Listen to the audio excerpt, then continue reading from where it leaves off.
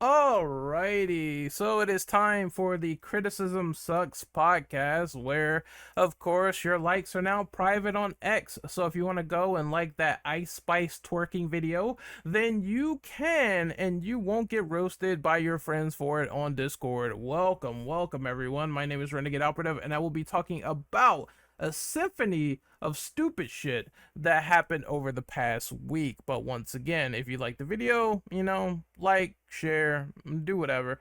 I'm just gonna keep it real. Your criticism sucks. Multiple topics. All right. First, we're gonna talk about the Silent Hill 2 remake. Now, I'm gonna try to get through this really fast. This segment, at least. There was a comment where someone decided to send me a threat because I simply said I was buying the game. I'm going to buy the game and try it out myself and give my own personal opinion on Silent Hill 2 Remake.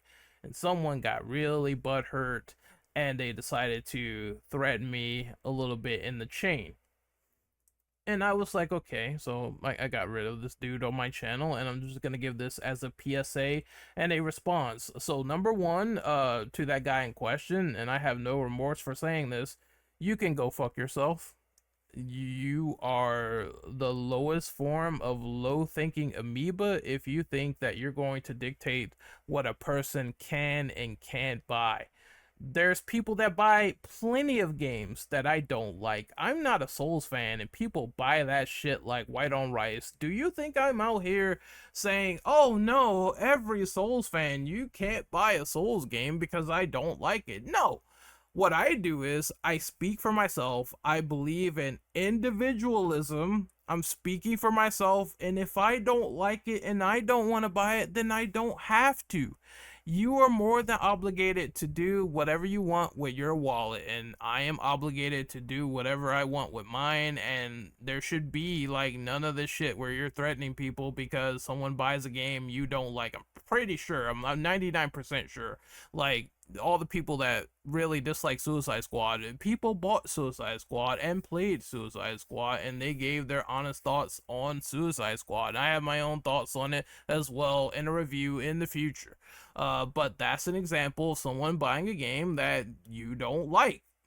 Coordinate yourselves accordingly without seeming like some maniac in the comments, like, we are creators, we're going to do whatever we want. 60 or $70, it's not shit to me. I wipe my ass with that on a daily basis, so I'm not really bothered by what people say about, oh, you're just, you're cooning for the game at launch, you're getting all this other stuff. It's like, I don't care about that. Same for this auxiliary comment that I got where it's like someone bringing up DIE and Silent Hill and all that stuff. It's like, I don't care about that. That's just dribbling propaganda spewing. Like, that's for the birds to me.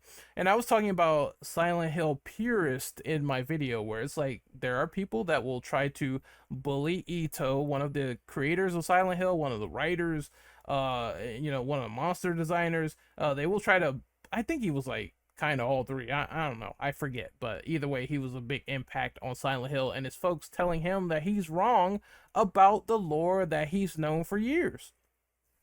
And I find that ridiculous. And I found that ridiculous that people are going to these great lengths to justify what is made up in their head on Wattpad 800 about their own fan fiction, and trying to tell Ito what to do and what's real and what's not, and trying to canonize the movies. That's the whole point of the Silent Hill Purist video, where you guys don't know where to stop and where the logic is in any of these statements that you make sometimes. Like, you got to stop running with headcanon.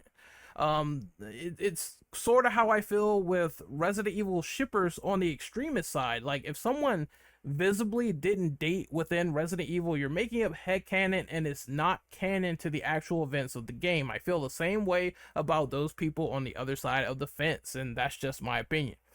Um, and all this DIE buzzwords, I don't get, like, oh sweet baby, I don't care about none of that. Look, if there is a game out there like Alan Wake 2, Spider-Man 2, or God of War Ragnarok, and it's sweet baby inspired or influenced, I'm gonna probably buy the game and check it out. And if it appeals to me and if it's really good and it merits itself as a game, I'm gonna talk about it. and I'm gonna probably discuss it. And if I like it, I like it. If I don't, I don't. It goes back to the whole ordeal of, once again, people being in turmoil because I buy something they don't like. Look, everyone's gonna buy something that you don't like. You got to deal with it. You got to be real. You got to be real with yourself. Deal with it. I'm just not gonna buy it myself then. I'm not gonna contribute. You have to just be real with yourself and sort of take it, because creators are gonna do that. Even the creators that you're waiting for to rip into a game, and if they're playing it like currently day one, unless they got it from someone else or some other means of buying it, then they own the game and you're waiting for them, and someone probably spent their money on that person, or they spent their own money themselves. So it's like, all right, you're trying to hold someone to some standard of not buying what you appreciate because you feel like they're just filling the industry up with issues, right?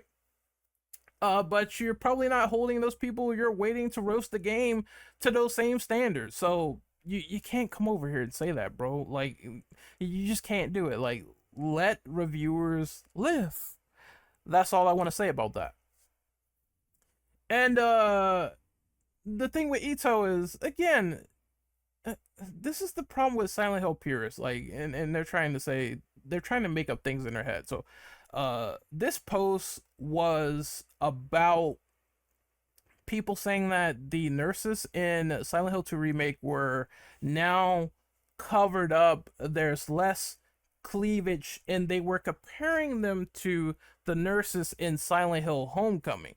Now, the problem with this logic is that, it wasn't really a full comparison. They were thinking that these were the same nurses from Silent Hill 2 Remake, and the nurses in Silent. Now, you have an argument if they were more scantily dressed like Homecoming, and Ito is telling you a few counts that mistake the nurse in Silent Hill Homecoming for the bubblehead nurse in the original Silent Hill 2 scream out that the nurse that was in Homecoming was exposed, and then the nurse in Silent Hill 2 Remake was not so exposed. So he's telling you there was no censorship in Silent Hill 2 Remake. You're looking at what they were supposed to look like in the game.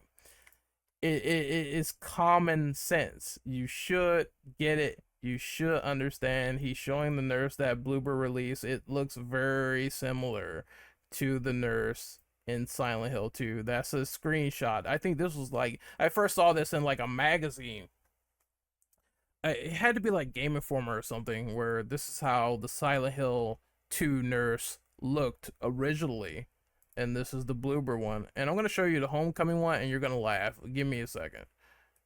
Oh yeah, I think this is it. They're a lot more busty, a lot more scantily clad. Some of them have like shorter skirts, because when you see the first one in Homecoming with the cutscene, you'll see like almost an ass shot. You would have a debate if it was the same nurse and it was the same game, and this was a remake of Silent Hill Homecoming, but it's a remake of Silent Hill 2. You got debunked by the creator itself because you couldn't tell the difference between the two.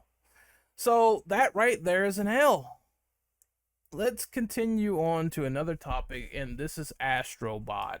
Astrobot is not worth $60. So I saw this on Twitter. It's once again, I know the value of $1 is relative to the observer, but there is a problem here. Astrobot is the new platformer game from Team Asobi, and it's I think it's a PlayStation exclusive, and it's coming out sometime in September, I believe. It's like, okay, they're showing off all this cool gameplay, and I think it behooves you to show you how the game looks. So give me another second. As you can see, fun little platformer, varied elements. If you liked the previous Astrobot game or knack, you probably would like this. Something for your kids maybe at times. There's nothing wrong with adults also playing games meant for children. Nathan Drake there, a lot of references, probably a lot of worlds as well. Shadow of the Colossus, Parappa the Rapper, you know the deal, right? So let's go back to this tweet. People are saying it's not worth $60. Well, number one, the game is not out yet, so we have no indication of what quality the game is. I'm never really a fan of already saying a game is a masterpiece or trash if it's unreleased and we have no other merit to judge outside of just a trailer. Now you can judge trailers, that's fine, but to give it a score or whatever, and it's just a trailer, and it's just you're trying to pass it off as the actual, you finished the main course of the game, you touched the controller, you know all the details, you know all the intricacies, is a bit disingenuous. So it's not worth $60. Like, okay. So I think that's just code for another situation that we're gonna talk about.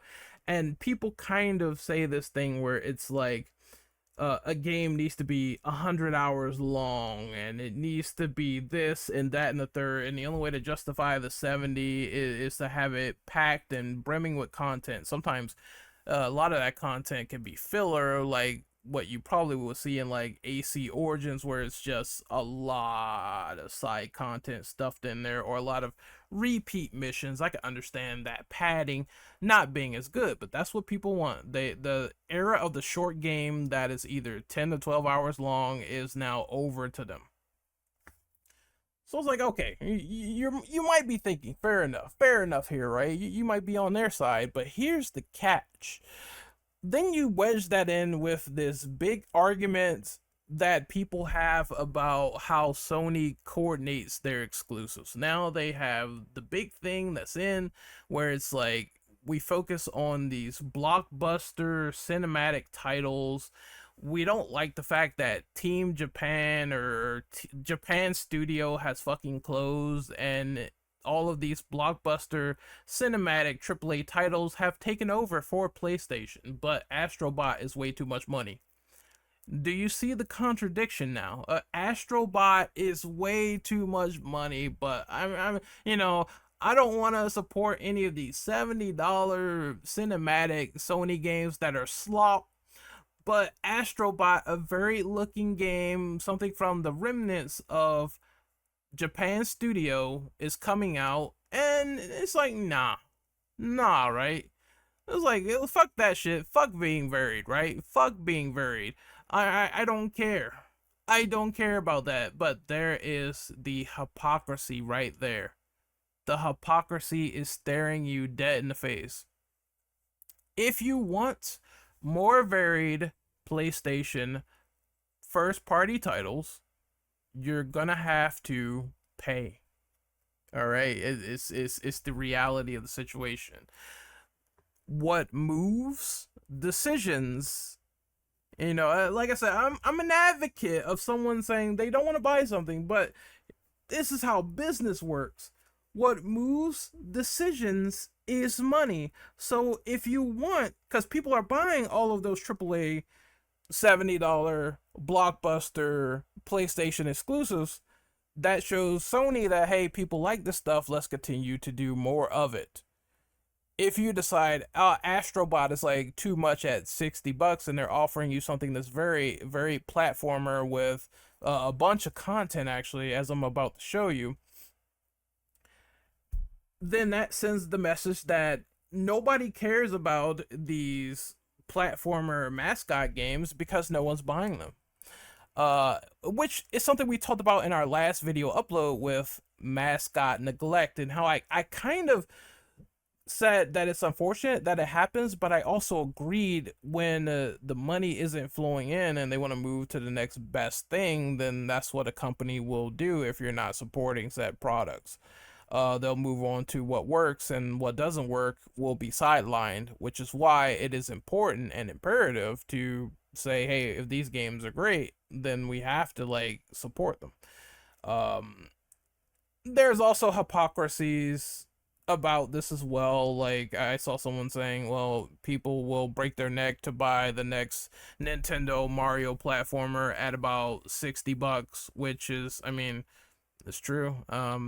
A lot of people are into Mario. They will get those games no problem. I don't think there is some sort of low what's the fucking word I'm looking for?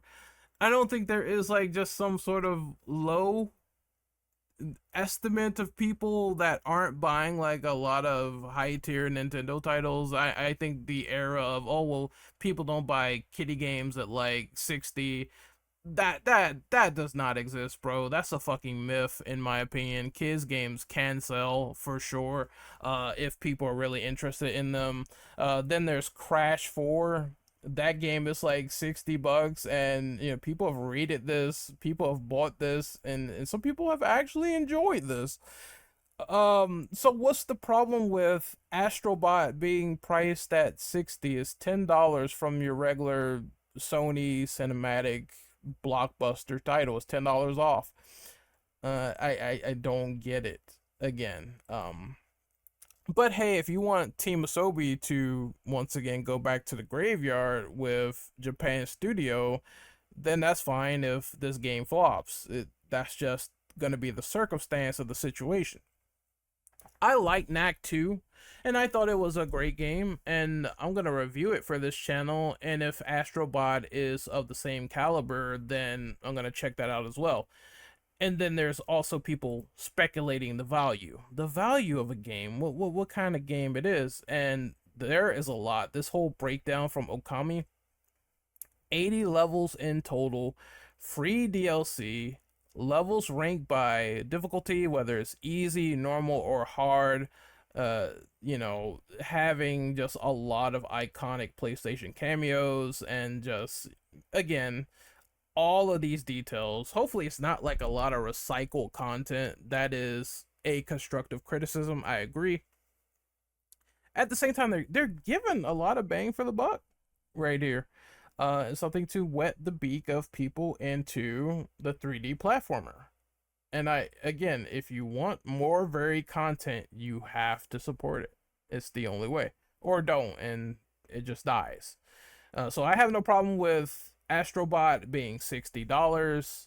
And if you are against it being 60, you can say you don't want it. That's fine. But if you are against it being 60 and also say, oh, the only thing that Sony creates is cinematic slop, then you're not supporting the game that's varied. Let's be honest. A lot of people also do this as well when Sony has an indie showcase. It's like, oh, Resident Sleeper or whatever, and it's like, I don't think you guys want Sony's AAA space to die by that logic, because it seems like you're very unsupportive of the idea of anything else if it doesn't cater to, well, basically what is essentially your need. But the need you're putting at the forefront here is a lack of variety. So it's kind of hypocritical. It doesn't make any sense to me, but whatever. Let's continue on.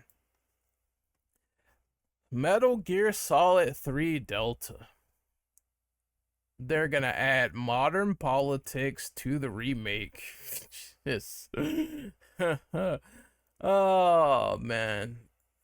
Okay, so here's the thing. I'm sure with Delta they said that game's gonna be a mostly one for one remake. They said the only new thing they're adding in terms of dialogue is re-recorded lines of the character speaking, but they might have like different actions and controls nowadays in order to serve certain functions. So I would imagine the most they've added was Colonel, whatever the fuck his name is, Zero, Major Zero, him saying, "Oh, you gotta do this," or there's a new dual sense control feature, and it might vibrate if you're close to an object or something like that. I think he may say specific lines like that depending on the console or platform you're on.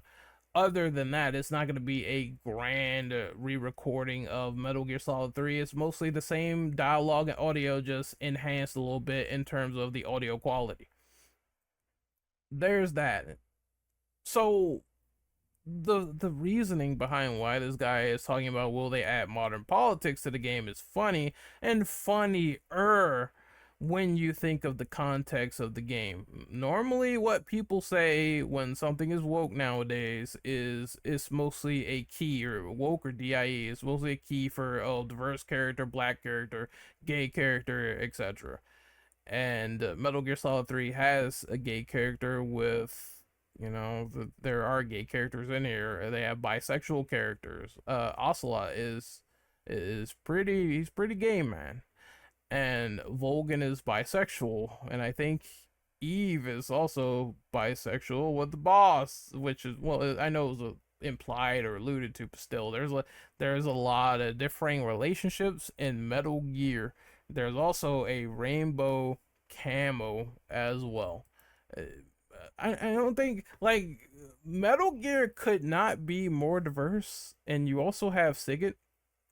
And what I'm looking for in games of this nature is not the fact that someone is, a gay character or a bi character or whatever. I'm looking for the fact of, are they a good character that justifies their stance in the story, and I don't really care or mind otherwise. Like I've seen straight characters before, seen gay characters before. I know this is going to be turmoil with the new Mass Effect. It all is about how their characterization is over what their orientation is to me. So it doesn't matter, is what I'm saying. And the fact that people are retroactively saying this and ignoring the obvious that Kojima is pretty diverse is rather hilarious. Like, it's like you guys just don't know when you say, "Oh, it should have politics." With, again, you say modern, okay, but Metal Gear Solid is a inherently political game, so it's just like, yeah, it's like, just when you bring those things up, it's funny. Just say if it has good writing or not. That's the main question you should be worried about, as opposed to everything else. Because when you get into specifics and you know the context of them in Metal Gear, it just kind of makes you look like you've never played the game. Especially if you're complaining about, oh, gay characters and Metal Gear. Hopefully you don't do that. Like, okay. It's those characters are in there. So they were talking about this is the whole Silent Hill thing, the Angela thing. I talked about that on my podcast. I said this was basically, it looks like a inconsistent character model. She looks a little bit different in later shots, especially in the darkness. And it's a game that's a work in progress. Not a lot of people think outside the box for that. If they fix James, they could fix Angela. Just saying. That's how game development works. Sometimes they don't, and like I said earlier, I think if they don't fix that model, or they decide not to, it's whatever. I'm just looking at what the rest of the game has to offer. Someone says they made the boss into a lesbian, and that's Western influence for you, due to her new look right here. No, I'm gonna give my own opinion, because I think I have to sort of interject, as opposed to interjecting from the opinions of other people and what they had to say. First and foremost, I don't get how you can. Well, I guess I can call this out. I don't get how you can tell someone's orientation just by looking at their face. That's kind of a hard gauge. You have to see their actions first before dictating if they love dick or pussy. Like, I don't, unless you got some sort of telekinesis, man. I want that shit, because that will save my life. So that's first. That's kind of the first one on the funny radar. Like, well, how can you know that by looking at someone's face? And the second thing is that, again, they're gonna have the yellow filter back in the game, so maybe looking at that, it'll. But I feel like the boss just simply looks like an older woman. She's like 43, exposed to radiation, so of course those eyes are gonna be like very, very tired. If you don't know that, like, again, a lot of people probably have not played Silent Hill, Metal Gear, so I don't fault you for it, but uh, it's an artistic thing, in my opinion. Between both of the images, the boss is old, and she needs to look old. Um, and I don't think they're stripping anything away, because in Virtuous mission in Metal Gear Solid 3, she has the fatigues. And Snake Eater, she is wearing a little bit less. She has a little white jumpsuit with her chest out a little bit, and the lack of the bandana. which is going to be interesting to see in motion. I think, as always, before people just sort of pass the buck and they jump the gun and they say, oh, this or that is ugly, we need to see how things look in motion, especially with her secondary outfit. But I just see an older looking female that's been grizzled in war. That's all I see. And it just looks better. It just looks more detailed. It looks more refined. This is probably how it would look if it was remade. And again, as we always talk about, there's always angles that make people look in distinctive ways, and people are like, oh, you know, at a certain angle she looks like a man or whatever, or some dumb shit like that. And you don't know how it's going to flow in motion because you're looking at a screenshot. All right, I don't think, I think she looks like how she is supposed to look. Older, grizzled, and she's about to break Snake's arm. So I mean, she's gonna serve her purpose. I just can't tell how you see lesbian from that unless you're really telekinetic. I don't have a problem with it. I know Metal Gear. I know that they may pull this off for being a great remake because they're putting in MGS5 mechanics. I want to see how that works mainly in the gameplay. I said this on Twitter as well. A lot of people tend to debate and argue about people's faces. It's a facial war for females because it's mostly females. Like, I had someone in my comments literally say, like, he literally FOMO'd himself on Twitter, where I said people tend to do this a lot with the girls, but with the males it's like it's all whatever. And he said he's not buying $70 games if the male is ugly. And then I brought up an example. What about Trevor from GTA 5? He's not much of a looker. He's pretty ugly, right? How you feel about him? And he said he bought GTA 5 and he made the rare exception to the rule, showing that he really didn't care that much. And I'm just like, that's funny, because you literally prove my point that you'll let it go with rare exceptions. Frank West from Dead Rising, ugly motherfucker. People don't care. He's the best character in the Dead Rising series. They would kill to have another Dead Rising game with Frank West. They wouldn't let it slide when he wasn't in Dead Rising 2. Therefore, they made an entire what if scenario with him and DLC. So the fan favorite got the wish, right? It's just so fun.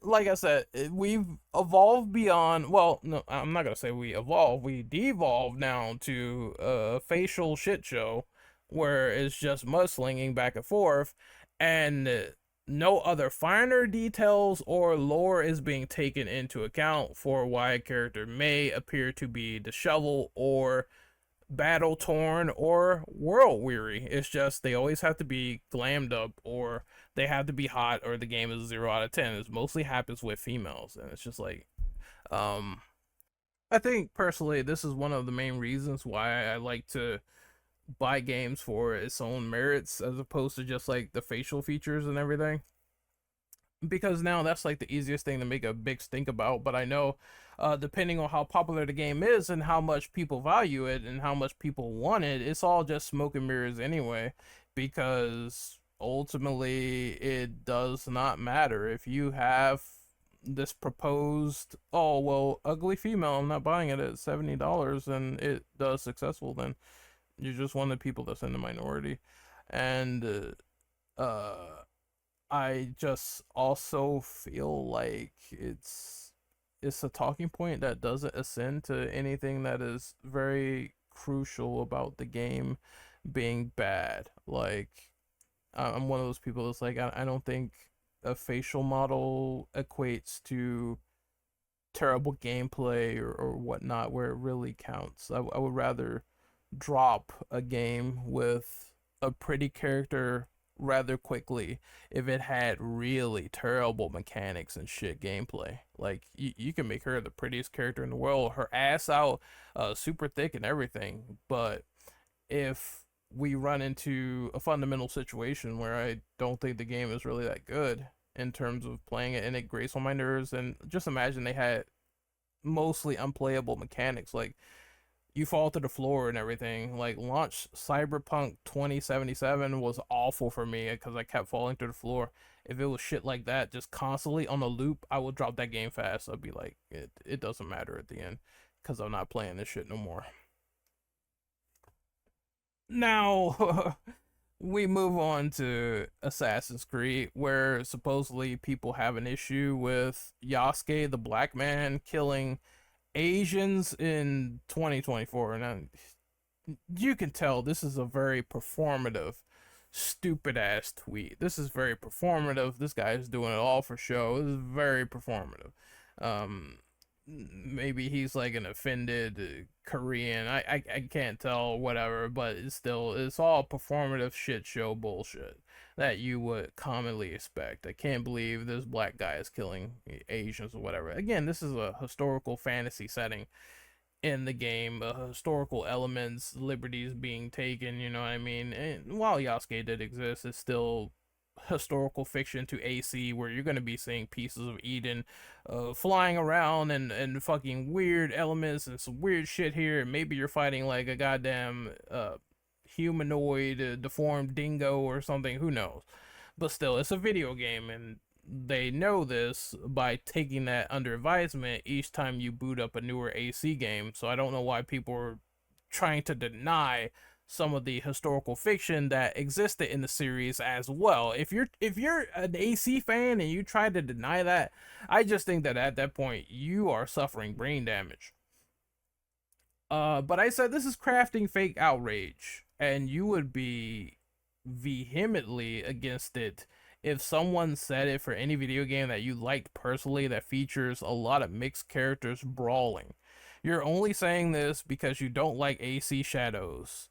It is performative. It is a shit argument. That is what I am saying.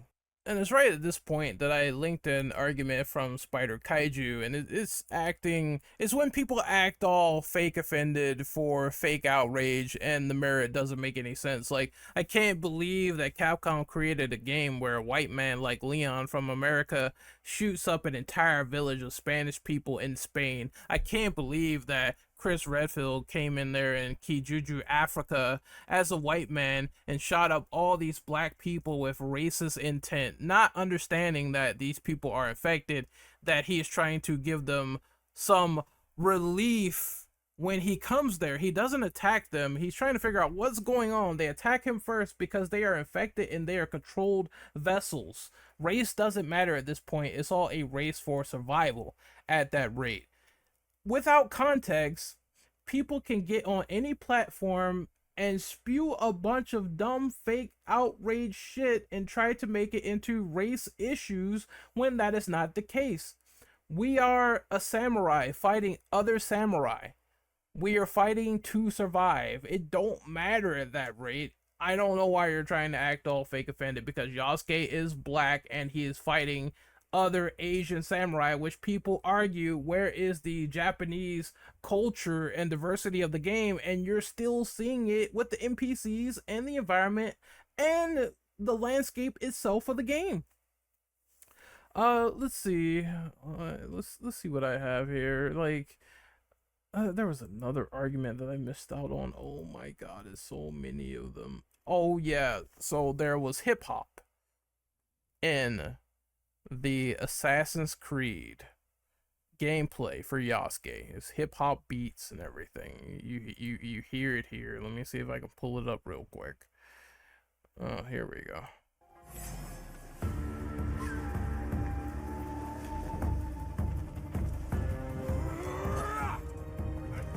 Oh, I actually don't even know if it was this video. It was another one. Oh, let me see. Or maybe I have breath in my lungs and a blade in ah, it's this point. Yeah, so I had to move forward a bit. my head.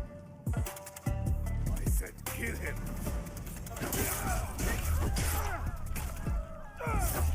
I'll wash away his failure with your blood. You will have to spill it first. But yeah, you hear some of that grooving in there. You hear some of that hip hop in there when Yasuke is like cutting through foes.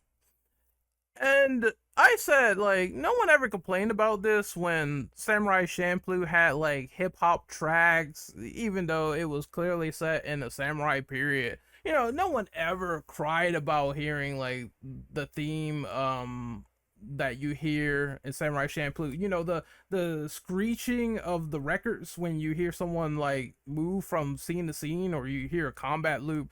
Like, it was clearly samurai mixed in with hip hop influence, and I've never heard a soul whine about that, saying that, oh, look what they did now, they completely did cultural appropriation. Now they're making black people look like stereotypes for using their music where it's displaced. It's like, the fuck is this dumb shit? This is a dumbass logic. Like, I've never heard that shit before. This is clearly some modern era complaint. Same for Afro Samurai using the RZA.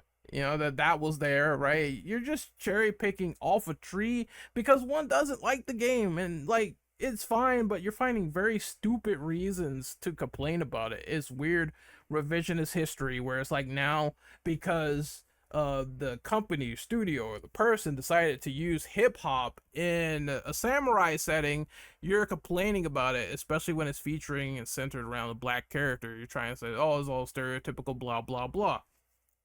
But again, Afro Samurai is the greatest point. It's like stereotypical when it was cool for him. Okay, you're gonna neglect that and throw that one in the trash. I get it. All right, I get it. People like to look like hypocrites. I get it. And I think one of my mutuals said, stylistically, AC had these strong percussions and beats and things that didn't sound like very traditional at times, like the first AC with the chase theme. And let's just play that real quick.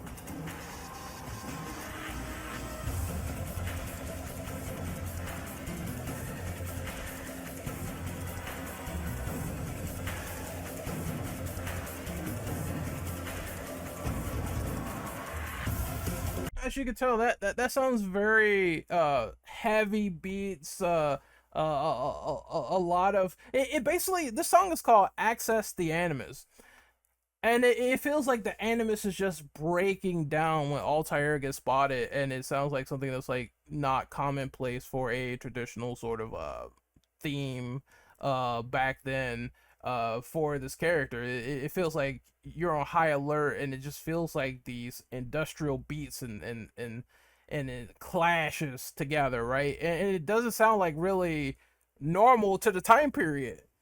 And I like it. I like that sound because, again, it's like the Animus is breaking down. You are being hunted.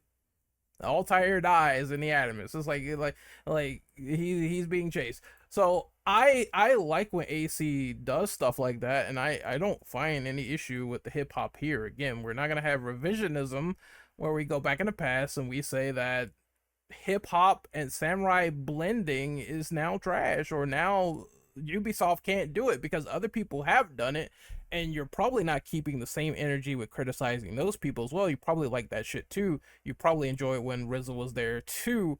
It's nothing wrong with a little bit of that black culture and being inserted in video games if it's done tastefully and respectfully. And I don't think they're having any issue. Like, they're not like shitting on Yasuke. That's yet to be determined. He's a big brute character kicking ass. He was a tall ass motherfucker in real life, a big ass motherfucker in real life. All right. But what else is? And then there's the other criticism where it's quite common. I knew this was gonna happen, where Assassin's Creed Shadows and Ghost of Tsushima would get compared. There's things to compare and contrast with this gameplay. It's even a few, like, to me it seems like they added a few elements from Tenchu in there, where you have the bamboo reed and you're breathing underwater. That was in Tenchu too, but still, now it's people like, oh, I'm just gonna play Tsushima. It's like, all right, go ahead. I mean, that's okay, that's cool, to let that be known out loud, that's fine. But the thing is that people are saying that AC Shadows is ripping off of Ghost of Tsushima, and it couldn't be more funnier and ironic because everyone called Tsushima the AC game in Japan that we always wanted, but it was never delivered by Ubisoft until now. Think about what I said. Just critically swirl it in around your brain and think about that for a minute. It's like Ubisoft wasn't giving us an Assassin's Creed game in Japan for a bunch of bullshit reasons, which deserved rightful criticism. Therefore, we placed Ghost of Tsushima in its honor, and that is our official AC Japan game.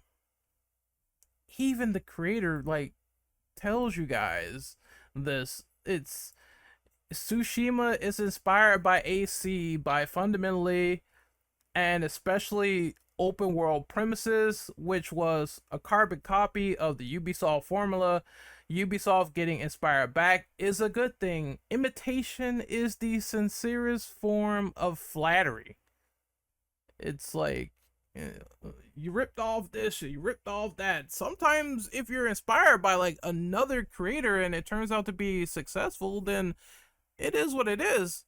Like sometimes other creators will make a game in another mold or another form which is similar, but they do something unique and special with it and it works for them.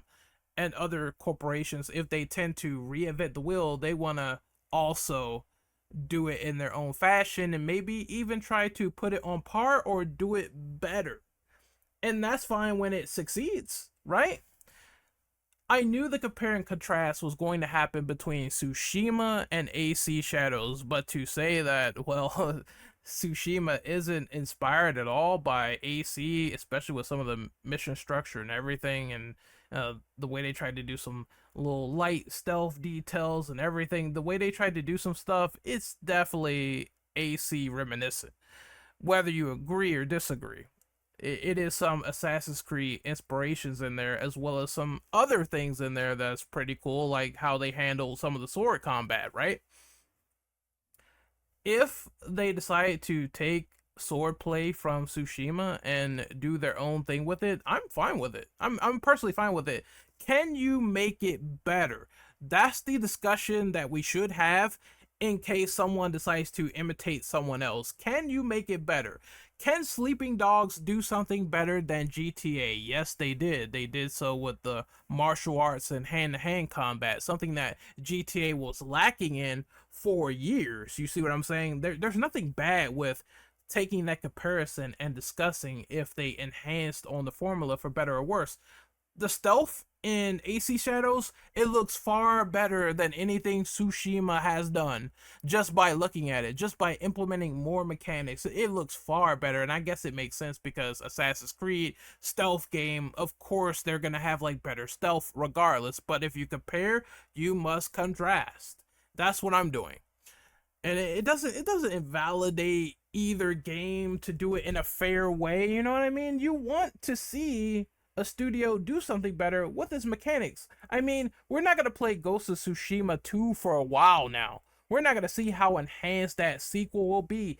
So to me personally, it's nice to have a fill-in just in case to see how it goes. And ironically, it's going to be AC finally doing the AC Japan thing, which I I think is funny because they said, oh, we won't do it. It's too stereotypical.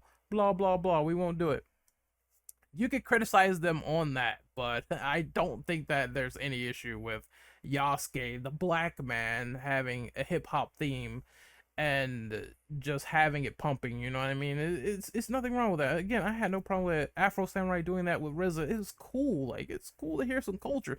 Blade, which is what people call the modern samurai, in the Blade announcement itself, he also had hip hop in there. So it's just some weird back and forth comparisons. It's some weird, oh, you can't do this, you can't do that. Listen to this. You tell me, you tell me the brother isn't having black music play in his own trailer.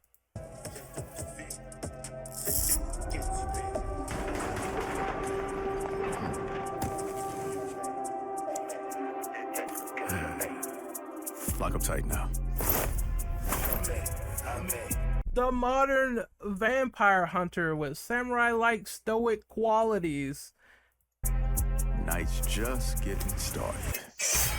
about to slay some vampires has hip hop pumping in the background for a black character. I mean, to me, it just goes back to what I think. It's fine, you know. Do it respectfully and do it for the culture. That's cool to me. Moving on, because I'm pretty sure there's more terrible criticisms here. Oh, okay. So I have to address this real quick. It's not gonna take too long, and I'm off AC after this. What are these comments of people saying that this AC Shadows game is a game set in Japan and doesn't have a Japanese protagonist when the female protagonist is Japanese? Like you're talking in tongues to me when you say this logic. I'm like, Nanue is right that away, Chief. She must be from the Hidden Leaf Village and stowed deep in the ground for people to be blind as fuck when they make these comments to me. Because you're not making any sense. What are you talking about? Oh, we don't have a Japanese protagonist. Just simply say that you wanted. Oh, I just wanted a Japanese male protagonist the whole time. Because when you simplify it like that and you say, oh, I wish there was a Japanese protagonist in the game, there is, and she's playable. All right. And there is Japanese people. This game is set in Japan, and you're fighting against Japanese people, and we don't know the historical figures that's going to be prevalent within the game. We don't know if the game is going to get DLCs where you play as multiple historical figures. Like, I mean, you could play as multiple people in differing Assassin's Creed games as multiple protagonists, so you never know who could pop up and who you could play with later on in the timeline, right? If this game is a smash hit. So yeah, all the decrying is actually funny because some of these people don't know how to future-proof themselves, and it kind of shows in a way. Do not ignore the female protagonist that is Japanese on the cover and then talk about, oh, well, the culture is missing for Japanese people when it's right there in front of your face. And now we move to the main event of this podcast, where someone sent me a video of someone complaining about Resident Evil 4 Remake or Remilk. This guy, one fallacy that has already hit is that he says that he hates these games and they're the worst thing ever, but he decides to 100% them, which is really fucking stupid. It's like, all right, so you really don't like them. You think they're the worst video games in the world, but you decide to put yourself through Guantanamo Bay torture. It's not even like, oh, I just beat the game, I'm done with it. 100% it, knowing that you hate it, deciding to say, oh, well, even more, I 100%ed it, and I can't just move on from there. That's so fucking weird when people do that. Like, I would, look, if I don't like something within the first hour or so, and if I'm really not feeling it, it gets dropped. I have no shame in doing that now. Like, it gets dropped. It's not worth my time. It's not worth my attention. It's not worth my company. If I like the game, I continue playing. It's sort of like a common sense thing that's sort of being missed. Like, why? But we're gonna listen to what he has to say, and I will stop the video if I have to interject. Is the worst Resident Evil title.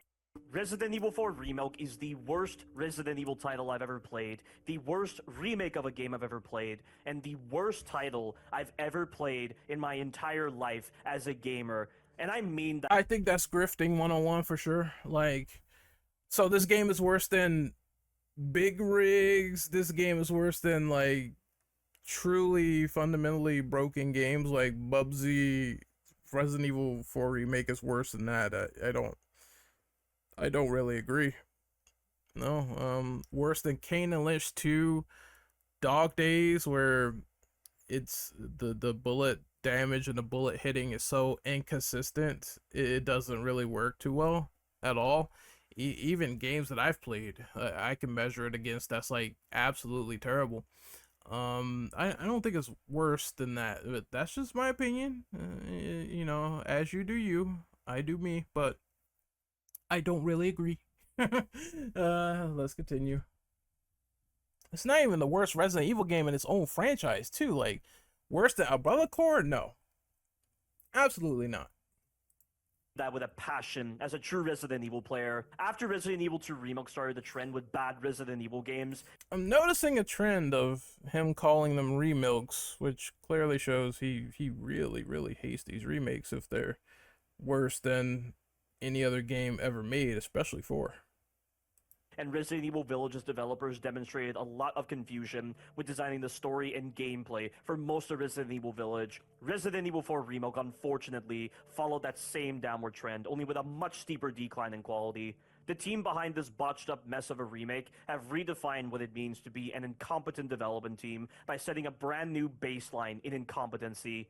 I can't even bring myself to call Resident Evil 4 Remake a game, let alone a remake, as Well, I mean, it is a game. You're playing the fucking video game. You had to play it to 100% it. So, this is a video game here, Chief. I don't know what type of terms you're trying to change, but they are relatively stupid terms, in my personal opinion.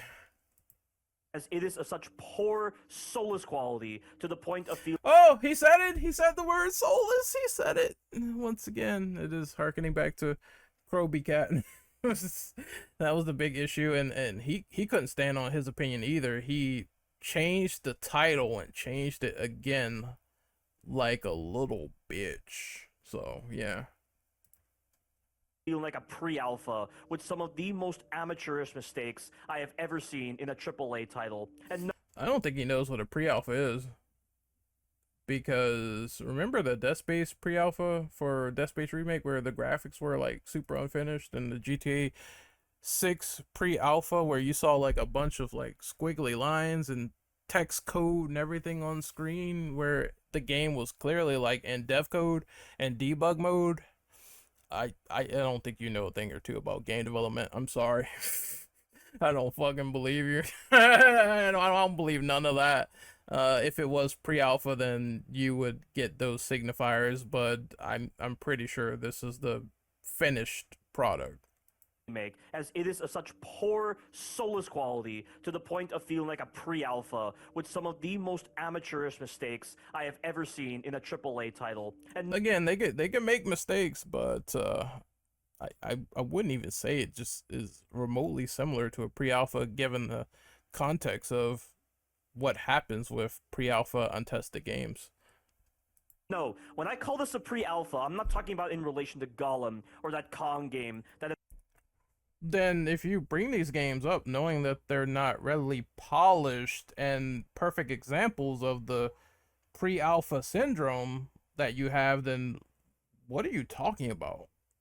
You know, you have 2 games of worser quality in terms of critic score and review score where people, you know, I think the Gollum devs came out and apologized for the game being in such a poor state versus Capcom never saying that for RE4. Remember that? Remember that, people?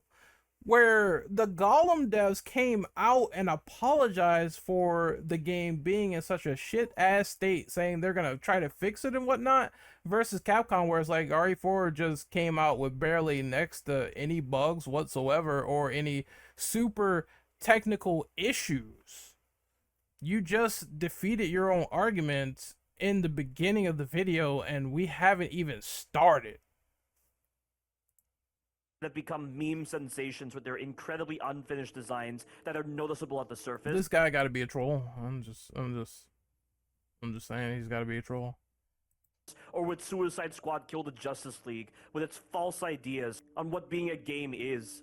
Resident Evil 4 Remake, from the context of a pre-alpha, has nothing to do with bugs or glitches. It is a AAA title that has flaws so huge as a result of intended design choices that it fundamentally compromises the entire game experience. Yet these gameplay problems aren't so easily recognizable in the layman's eyes. And it's not just the gameplay that's the issue. The story, characters, screenplay, and writing are also below subpar quality. It is to the point where you have to wonder if the developers even played the original Resident Evil 4 or took designs from another title and applied it to Resident Evil 4 Remake. This I'm sure the blueprint of the game was the original RE4, especially if you have mini beats like the island, village, and castle mostly staying in its place with differing rooms and reimagine aesthetics and all that. So saying they lacked a design principle based off the original is baffling logic to me. Very weird. This is a weird video. I think you can equate this video to guy has hate boner over RE4 remake, and he's saying a bunch of words that's not leading to much conflict resolution. Alpha makes so much of a mockery of the original Resident Evil 4 that it makes no sense why it has received universal acclaim. Well, maybe people actually like this finished game. That's just I don't know. Well, I don't know what else to tell you, fam. The DLC is no different, with Separate Ways Remake being the worst Resident Evil DLC I've ever played. And Really now, the worst Resident Evil DLC. That's a fascinating opinion over something like Ghost Survivors that was heavily uninspired. Something like I just think of the mindset here. Like they clearly put more effort into Separate Ways than Ghost Survivors. And I swear this was done by like the same team. Just just baffling logic. Like it's fascinating. Let me continue. and I know I'm going to see the dislikes skyrocket, assuming this retrospective gets prioritized in YouTube's algorithms. Give me a second. Says 43 likes for me. I'll give you a dislike for fun. And I know the comments are probably going to be littered with the obligatory, why do you play a title you hate, or other dumb comments on par with that, but I'm not going to waste time addressing those idiots in the comments, since they don't care to listen, or are too hypocritical, making it impossible to take them seriously. Well, I mean, they would be valid if they specified and said, "Why are you playing something that you hate?" and said that is the worst game ever, but you decided to 100% it too and not just stop there, clearly showing that you're a little bit of a hate masochist and you like to hate play stuff. I don't think they would be invalid there, right? I mean, sure, you can do it, it is your channel, that's fine, but it might be some hate playing masochism right there in the middle of it, because god damn. And the statements are not measuring up. I mean, again, you're just spouting out a lot about how it's the worst thing ever, worst thing in the world, worst RE game, when I think there's clearly much worse times that Resident Evil has gone through and much worse games that RE has gone through in terms of a design philosophy scenario.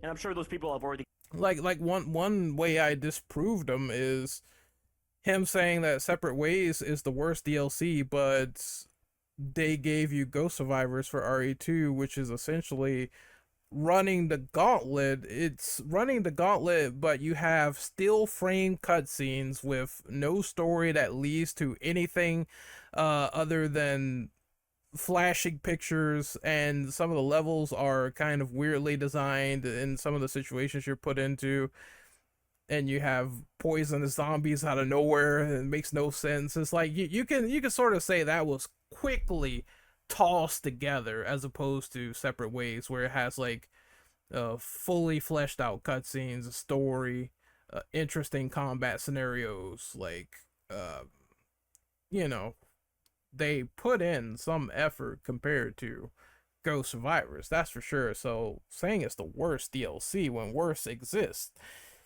is quite comedy gold. clicked off this video by now, so screw them. But to those who are Damn, that's some anger right there.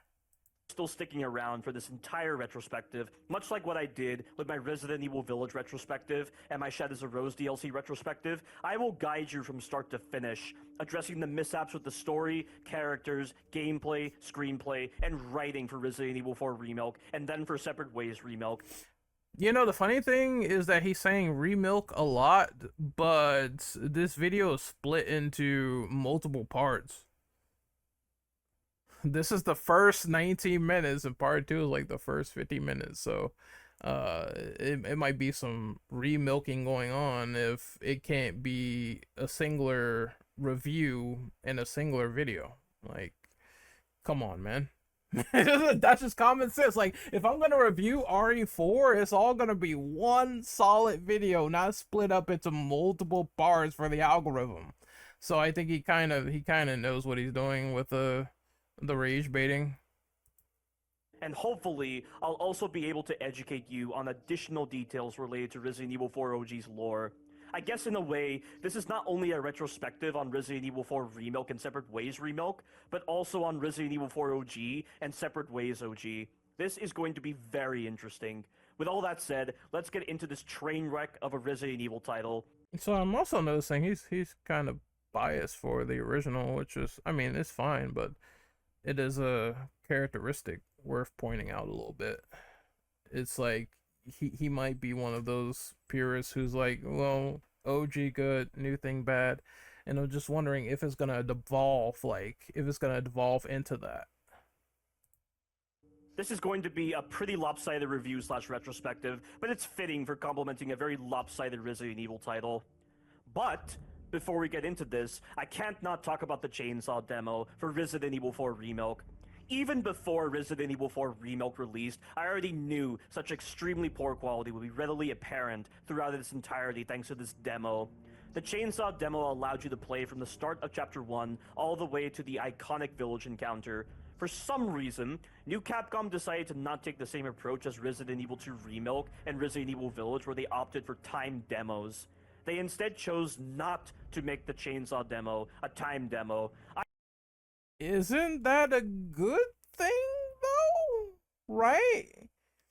Like, okay, I didn't like the time demos either. I'll give you that, but deciding not to make RE4 timed was kind of good because I wanted more hands-on time with it. I already lambasted this practice of timed demos back in my Resident Evil Village retrospective, but New Capcom clearly took the feedback from how poorly handled the Resident Evil Village time demos were and favored the standard demo format. Yeah, I agree. That's good that they took the feedback, and it's barely an issue. It's no problem. I hope they don't do that again for like future RE games where people don't want to be timed for playing the game. They want to experience the full demos. So yeah, it's like we're both on the same page. We should agree here. I'm praising the developers for favoring the normal model of demos with Resident Evil 4 Remake. So you say you're the most negative in the world about this game, and you're gonna rip it a new one, but you start off with a compliment in the first 4 minutes. This is kind of funny. It's not like it's just something I noticed. It's kind of funny at this rate. But that's the only positive I can give this demo. Too bad it does a poor job at putting Resident Evil 4 Remake in a better light. There were numerous gameplay issues and improper mentalities that I found in this demo, problems that would be preserved in the main experience. I'll talk about these problems when I get to that part. You notice how he always says there is a critical and fundamental flaw, and he moves on quickly without explaining it? Anyone get that vibe? Because I'm kind of getting that. This opinion is getting remilked because we don't know what the fuck you're ranting about. Having these problems be preserved in the final product was not surprising to me, as the Resident Evil demos since 2019 have always worked by taking a slice of the final product and putting it into the demo. Which is what demos are supposed to do. They're supposed to give you a vertical slice of the game before the game comes out in full. The RPD demo from Resident Evil 2 Remake, the Raccoon City demo from Resident Evil 3 Remake, and the Village and Castle demos from Resident Evil Village are one-to-one with the final version, minus some collectibles and cutscenes only found in the demos. Okay, but they're still not the full game.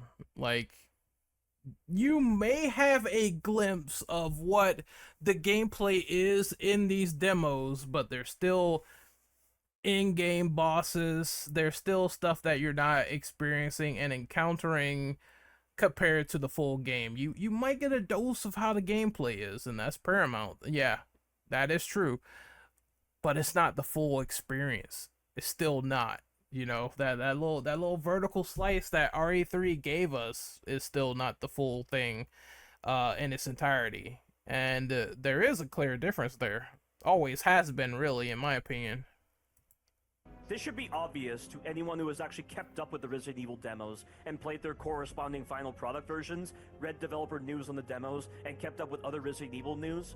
But unfortunately, what should be common knowledge is apparently not common knowledge, as my video titled Resident Evil 4 Remake is shaping up to be the worst remake I've ever played, received a huge amount of dislikes, and so many people kept calling me an idiot for thinking the demo was representative of the main experience, and they couldn't take my commentary seriously. I mean, they are right.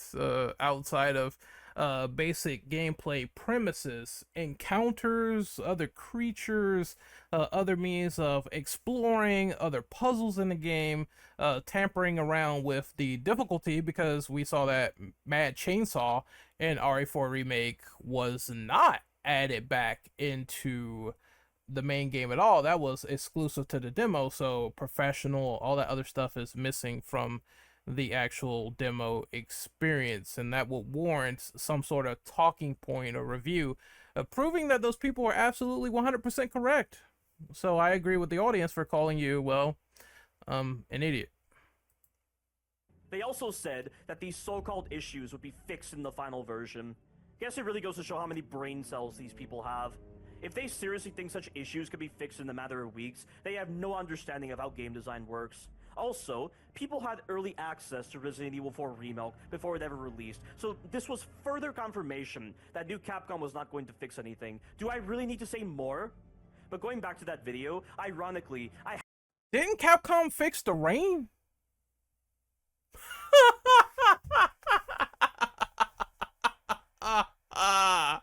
Remember when the rain used to be like really white and people complained in the previews that they couldn't see shit in the village or whatever?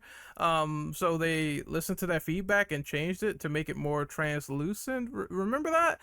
Yeah, before I go back, let's look at this rain comparison that was an issue in the previews. I swear they fixed this. Hold on, wait till Leon goes outside, cause like it's right there. Stay close. Yeah, they fixed that. That was fixed in development. Look at the left. That is definitely an alteration for sure. Big bad Capcom. Big bad Capcom. Not fixing shit for the RE4 remake. Big bads over here. All right, let's just continue. as back then, my channel was obscure. The fact that I got such a large viewing out of the blue was surprising. I guess I can give this pre-alpha credit where it's due. Because of Resident Evil 4's popularity in gaming, the mainstream audience overly praising this pre-alpha, and how I was an outlier amidst such overwhelming praise, such a large viewing was bound to happen sooner or later. I think that's probably from people who were like, why is this guy like kind of telling tales and it's funny to laugh at him? I guess that's probably what is occurring, you know. And I'm all for like standing your ground on the unpopular like scenario, but I literally showed a video of evidence where Capcom fixed something, and you said you followed every single interview. If you were being, you know, if you weren't being like just so disingenuous, you would have brought that up. But no, I guess not. But to sum it all up, the Chainsaw demo left an incredibly sour taste in my mouth, and it didn't help that Mad Chainsaw mode, the secret difficulty mode in the Chainsaw demo, was using poor gameplay designs for the foundations of its difficulty. That's why it was demo exclusive. If you're having issues with Mad Chainsaw, it's not in final. So it's nothing to complain about. What matters is the final gold master copy, where it's invalidated to talk about Mad Chainsaw at this rate because it's not in the final game. It's a cool premise and idea, and I wish they would have done something interesting with it, but it's cut. Therefore, it's nothing to talk about. Designs that would ultimately transfer into hardcore and professional difficulty of the final version. Probably with more enemy damage. I think that probably transferred in there. I'm not sure if it's 100% the same. I'm gonna say I doubt it. I don't think it's 100% the same, but still. I'll talk more about that later on, but having said all that, let's finally get into Resident Evil 4 Remake. Or at least the title screen of Resident Evil 4 Remake, because there is something I need to point out. Remember how in Resident Evil Village, when you viewed the concept art, you got detailed information on certain story moments? What was going through the developers' heads when designing certain environments, characters, and story moments? What development of Resident Evil Village was like, what development of Resident Evil 7 was like, etc. Well, in Resident Evil 4 Remake, all of that is lost in the concept art. If there was ever an indication that the developers didn't understand Resident Evil 4's lore, or any indication of where their priorities were when designing this pre-alpha, this is rather conspicuous. One of the main things that So he's saying that because they didn't put developer notes on the concept art, that this is a boon of the game? Like, I just sit back and I listen to this guy and I just keep coming to the same conclusion. Like, what the fuck are you talking about? Like, okay, we're talking about a note left in concept art and them not filing more concept art and stuff like that to your leisure. We already know the exhibited lore in the story of RE4 because you can go and look at the notes. You can go look at the files. You can get the detail and expanded and additional lore from there. Stuff with Louise, all of that. They're telling you everything as opposed to just like showing you in some stuffed menu, where if they did that, you would complain about it anyway if they didn't like show it. So it's a thing of like, it's not a big deal when you really think about it. You're getting all that stuff presented in the game. It's not even talking about like cut content. Like it's not even about that. It's just, oh well, this lore doesn't exist in the concept, or they unfortunately probably cut this or that in Village, right? And they gave some notes from there, some stuff that probably will crop up in future games. It needs to be in RE4, otherwise I have a big deal with it. That sounds like entitlement, bro. Like, that sounds like some big fucking entitlement to me. Capcom promised before Resident Evil 4 Remake was released was that the original story would receive some much needed improvements. You see, they did.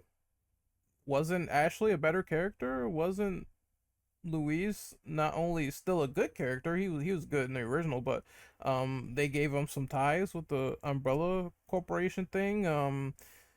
You know, now you have a personal connection with Leon and Krauser, with Krauser being like sort of Leon's mentor and everything, so it makes it a little bit deeper as opposed to, well, Krauser, some random guy that fucking showed up out of nowhere that was Leon's comrade. Who is this guy? He knows him the entire time. Now that more intimate relationship kind of shows in RE4 Remake, with the fact that he was closer to Krauser, and the shocking revelation that his mentor is now a rogue killing people. So you kind of got that set up, a little bit of backstory set up with Leon, the reluctance, the stuff from RE2 Remake being thrown in there, you know, as well. That was cool. You know, him keeping Marvin's knife and using it as not only a memento weapon, but to honor someone that has fallen that he looked up to. So there's a lot more going on with Leon this time around. There is additions to the game as well as new areas, you know, new concepts.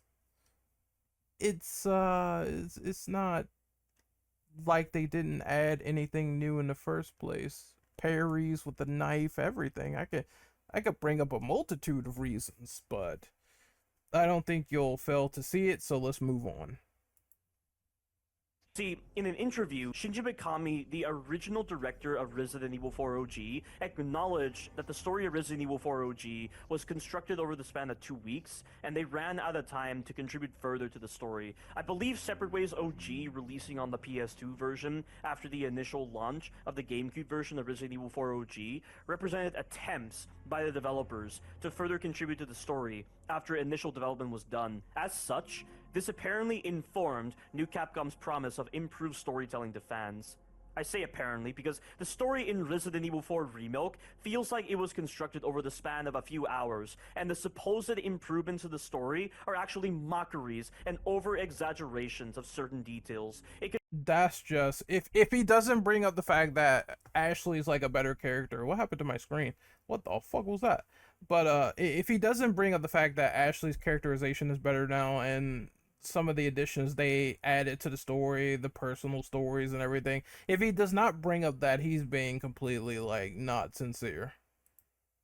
Can really feel like a fan fiction at many points, not a cohesive story designed by experienced developers. The same goes for Separate Ways Remake story, but the cuts to the story of the DLC is only made more conspicuous by the fact that they removed Ada's reports entirely. You see, in Separate Ways OG, the inclusion of Ada's reports made the story front and center. We were able to get additional insight into Luis, Leon, Wesker's plans, the rival organization, the primary reason why Ada is infiltrating the Illuminados, and even Tricell from Resident Evil 5. Cutting them in Separate Ways Remake goes to show how bad the story is. I wouldn't say it's bad though, but I would say the lack of their context. I do agree that it being cut is a problem. Yes, that is a problem. You get Ada's POV, her perspective on the events of the plot, but does it ruin the plot of Separate Ways and the setup that it does and the new additions they also add as well? Well, ruin is too big of a word for that. Again, I liked Ada's report. I thought it was dope having her mental cognitive sort of discussion on everything that went on to be interesting. I'm never gonna say it's not interesting because I always love more lore in my Resident Evil, but saying it's ruined is like a big word. That's like saying hate is a big word for this. Ruin is a big word for it as well. So I don't agree on that aspect, but I do agree on the aspect of Ada's report adding in a lot more interesting context. But I mean, at the same time, it's like we already know all the stuff too, so it's like yeah, at this point, it's kind of a weird thing as well. It's like yeah, we know all this. She thinks that Leon is good in combat. She always watches over him. We know that already. The only thing missing is like her conversation on it, but that's it. So at this point, I mean, long-term fans just proceed and move on, but it would have been cool to have it. I'm never going to be against the idea that they shouldn't have included it in the game because they should have. I agree with that. But ruin is too big of a word. I don't think it's the worst thing in the world. These issues will be described further when I get to them. But if the story was such a priority in New Capcom's eyes, why didn't they take a cue from Resident Evil Village when designing the concept art, and instead opted to make the concept art devoid of any details? Now he's saying that the game is bad because concept art lacks details. Are you fucking kidding me? I'm sure when people probably got to this point, they were like, "All right, I'm exiting this video. I can't take this no more." Because I can't take it seriously. I can't take it at face value. Keep this question in mind as we go through this pre-alpha, which we'll actually get into this time. When we start this pre-alpha, we get a cutscene of a girl being sacrificed by the Illuminados. I don't understand the point of this cutscene. It's clearly not Ashley, as she's one of the main characters. I assume this is one of those hikers kidnapped by the Illuminados, but all we need to know is that they've gone missing. We don't need this scene at all, much like the intro to the first scenario in Resident Evil 2 Remake, with that truck driver eating a burger. And why did the Illuminados choose to sacrifice this girl rather than infect her with the Plaga? This is a question I've pondered in Separate Ways OG as well. In Separate Ways OG, the Ganados chose to sacrifice Ada, but that was before they realized her connection to Luis Serra. And I was hoping this question would be answered in the remake, but it's not. And it's funny, because in Separate Ways Remake, there is a file that mentions not to, quote, slay outsiders at will. All people have the right to fair judgment, which is such a stupid piece of lore, as the Plagas don't care about justice. They care about spreading and procreating. Why would fair judgment matter in this case? What were the developers thinking with this file?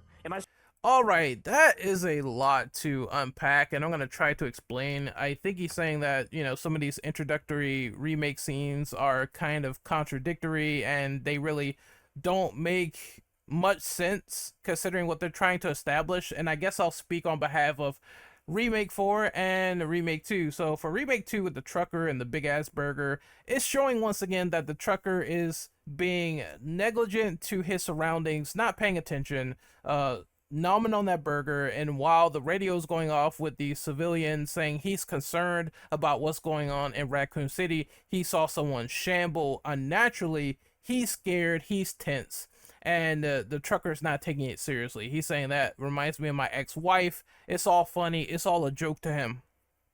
Then fast forward a couple of seconds later where he's not paying attention once more and he smashes into a civilian that crossed the road. Unnatural once again, but he's gonna check on the person and the body. He's scared too. The tension is heightening. He gets out. He finds the person is not there anymore. They rise up again, turn into a zombie. They bite him. Why'd he bite me? Then he goes into the city, presumably to get medical aid. After that point, he zombifies, crashes into Leon's squad car, and then once again the two dynamic duo, the heroes, are separated. Claire and Leon are separated, and they have to go their separate ways. A nice little reference there, separate ways, Hong Kong. But again, it's showing context that the guy is negligent to the events going on, and the affection you see before you is slowly starting to spread on the outskirts of Raccoon City. It is story prevalent at that rate. For RE4, I had a discussion with my friend. In the Resident Evil Discord, and I'm going to read it as follows about fair judgment and the note. So I'm going to read the note first. Brothers and sisters, our Lord is displeased. Do not recklessly slay outsiders at will. All people have the right to fair judgment. Henceforth, we shall deliver solemn justice without prejudice. Take anyone you capture to the factory basement. Do the same with traitors. Someone said it was, an issue with fair judgment. I pitched that to him and I said, what do you think about this and them killing girls that look like Ashley in the village? Now, for one reason, on my perspective, I said, I think they were doing that to subvert expectations and make you go into a frenzy to think that Ashley is the first to be sacrificed or something is different with the game. They do this with the wolf dog, where you see a black wolf dog in a bear trap in Resident Evil 4 Remake, and you assume it's the same white wolf as before. Something is strange and different, they try to fuck with you. So I think part of the reason is subverting expectations. Another reason is, of course, it's not fair judgment. That's literally the point. The Los Illuminados are not a unified cult. Mendez, Salazar, and Sadler, they all have different philosophies about the cult and how it should be ran and their approach to outsiders. Sadler doesn't actually control everybody. And I know someone's going to make that argument, oh, the Plaga is in him, he could just simply control him. He doesn't control everybody. There's some independence given to the rightful leaders chosen. While the Ganados are a hive mind, they are also fairly primitive somewhat in their behavior, whereas people like Mendez and Salazar, they've retained some form of independence. And you can see that by observing their behavior. So no, Sadler does not have full control over everybody. He lets them regain a portion of their self-awareness because he needs them as leaders of the cult, like Mendez, Sadler, Salazar. And you have the primitive Ganado being warned by the leaders to not indiscriminately kill people in case they need them for their own affairs. Again, it is just showing and highlighting story context and saying that, hey, not all of these Ganado can be controlled in their behavior, which is why they did this routine ritual sacrifice on this girl in the first place. I'm sure if the leaders were there, there would be some differing opinions on the matter, and the Ganados would probably be stopped in what they were doing. Even in the original himself, Salazar calls them diminutive Ganado, showing that the intelligence bar, even if they can use the toilet, is not all that high. So them killing people indiscriminately and the leaders having other thoughts due to their independent cycle is still prevalent within the game, and I don't think that's as much of a plot hole or flaw as you're making it out to be. Newsflash, there could be rules broken, and there could be higher intelligence in a cultist-like hierarchy. Who fucking knew, right? In Separate Ways OG, the Ganados chose to sacrifice Ada, but that was before they realized her connection to Luis Serra. And I was hoping this question would be answered in the Remake, but it's not. So let's stop here, right?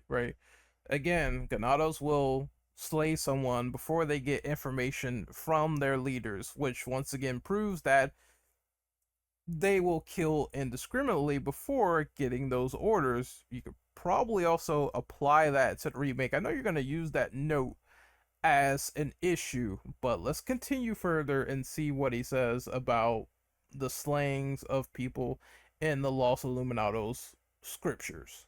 What were the developers thinking with this file? Am I supposed to believe this girl was judged and she received a death sentence for some reason? The only kind of answer I've been given to these questions is from the Resident Evil podcast team, who believe that based on Illuminados 4.3, the villagers needed to sacrifice crops, animals, and people to Sadler in a sort of Wicker Man scenario that promotes healthy crops and repel famine and pestilence. When outsiders are found, they're used instead of anything related to the villagers, so these sacrifices have nothing to do with the Plaga. This girl was probably an outsider that wandered into the village and was therefore used in the ritual as part of Illuminados 4.3. Whether she received judgment or not prior to this ritual is unclear, especially when considering that the final page in the file titled Village Records Volume 3 doesn't list a specific date as to when the outsiders listed here were killed. The exact time when the Illuminados decided not to slay outsiders recklessly is unclear. While this may make sense, it only justifies how pointless the sacrifice scene is if it has nothing to do with the Plaga. It might not have anything to do with the Plaga, since you read the note out loud and you say they need to sacrifice people to, clear out the pestilence and the crazy occultist talk or whatever. Maybe that was the judgment right there all along. Like, it just snapped in my head, like maybe that was the fair judgment. Some unfair slaying in order to cast divine rituals on the village for better luck, or for something like that, you know what I mean? It's Los Illuminados. They are supposed to be almost borderline hypocritical in some of the things that they do, and some of the epithets that they speak, and some of the actions that they take. Clearly, what matters to them is finding Ashley Graham, the real Ashley Graham, so none of these bitches matter really, and planting the Plaga inside her body so they can shift her right on home and take control and say, this is our world now. That's what they want, whether before execution or after, with these poor helpless girls, and how it aided their cause to rid the island of pestilence and whatever crazy ass scripture was in 4.3, with or without a date. You could probably attribute it to this situation and just twist it together and say, oh, now I can make the connection. Because, again, it's something that they believe in, and it's also something you could say, well, these Ganados are not really that smart. They tried to sacrifice someone before off orders, before they even knew Ada's, connection to Louise, and they didn't interrogate her. They just planned to kill her in the original. Again, sometimes they don't think all that clearly, or other times the sacrifice may have a scripture behind it or two, just as you demonstrated in the video. Fair judgment. You think they're supposed to uphold that? You think the leaders are gonna think that's gonna be always upheld if they're writing warnings in the first place? And now we have some story scriptures from the Resident Evil podcast, which once again you said is unnecessary, but you could take that into account, read that, and go, that's an interesting discussion here. It could be something worth of value. Maybe that's a reason why they decided to slay this girl and give some judgment in order to clean up the land, so to speak. You never know. I just think this was too much overthought, and again, it's one of those things where it's like, I don't think it's unnecessary to the story, because showing the ritualistic background of these murders and what's going on has probably attributed to, okay, this is some serious scenario going on with Leon finding these bodies. I better find her quick. After that completely pointless sacrifice scene, we finally get to Leon's introduction, and we can draw our first comparison between Resident Evil 4 OG and Resident Evil 4 Remake to showcase the difference in the developers' priorities. In Resident Evil 4 OG, the introduction isn't framed so much around Leon. There's clearly intent by the developers to link back to the prior Resident Evil games in order to set up the status quo for Resident Evil 4 OG. Leon talks about key events like the murders in the Arklay Mountains that set up the events of Resident Evil 1 Remake, the Raccoon City incident that occurred during Resident Evil 2 OG and Resident Evil 3 OG, and Operation Bacillus Terminate, which was the thermobaric missile strike that destroyed Raccoon City. The intro even used scenes from Resident Evil 3 OG, even though Leon isn't in that game. He then talks about the collapse of Umbrella, ending the introduction. Just based on these scenes alone, you can tell that Resident Evil 4 OG's story is not framed to be a character-centric story. It's framed to be part of an overarching narrative. They wanted to continue the story that they set up in Resident Evil 1 Remake. Alright, I don't think there's anything wrong with a character recalling particular events, because I'm pretty sure by that point Leon has detailed intel on everything that has occurred so far. I mean, he's a secret agent. Of course, he would probably know about half of this shit by then. So that part, I understand. The part that kind of baffles the fuck out of me is that if he's recalling this saying, well, I'll never forget it, 1998, it is a bit of characterization there. While they do focus a little bit more on Leon's personal thoughts in the remake, I don't particularly think that's a bad thing, because it is supposed to invoke that emotion. If he never forgets it, then it's a memory ingrained into his head, and probably all of the Raccoon City survivors at this rate, showing it is a piece of characterization. Emotion is being put behind that. As for the intro itself, most people kind of hate that intro with Resident Evil 4, where it's like they killed off Umbrella in like 2 seconds, and a lot of people are kind of like, that's kind of why the Chronicles games, Darkside Chronicles and Umbrella Chronicles, was needed to flesh out some of the story with Umbrella behind the scenes and how they collapsed and everything, particularly Umbrella Chronicles, from what I believe, because it shows how Wesker got the summation of the Umbrella disc, which he used to put it in court with Spencer, and Spencer went on the run. It was very important there, leading to the events of RE5. It's a lot of people that really hate that opening, that cold opening of Resident Evil 4 OG for that aforementioned reason. I wouldn't necessarily praise it all the way if I were you, but I digress. In Resident Evil 4 Remake, the context for this introduction is completely different, as it's now framed around Leon instead of an overarching narrative. Which makes sense. If he recalled the events in the original, if he feels emotional about it, if they're trying to connect the dots to Resident Evil 2 Remake and this, then it's something they would obviously do. To be fair, given the lack of story and lack of deep lore in Resident Evil 2 Remake and Resident Evil 3 Remake, it would be hard to frame this intro around an overarching narrative. And I guess if the Remake timeline is not canon, then I guess this would only inform a more character-centric story. That being said, there is nothing wrong with the character-centric introduction here. It's like all the excuses made, there's nothing wrong with it, and at least he was like, oh, well, to be fair, it's kind of acceptable in a particular case. Still go out of their way to reference the events of Resident Evil 2 Remake, and I can't help but feel like... Why wouldn't they? You're not providing a good argument as to why wouldn't they reference those events more clearly in something that is supposed to invoke more characterization. You still haven't explained why this is bad or terrible in the slightest. Like, the focus on a character-centric story only served to make new Capcom not care about their own lore and favor very What the fuck are you talking about? How would they not care if they're obviously putting effort into showing you this initial characterization, which added to Leon's stress and PTSD?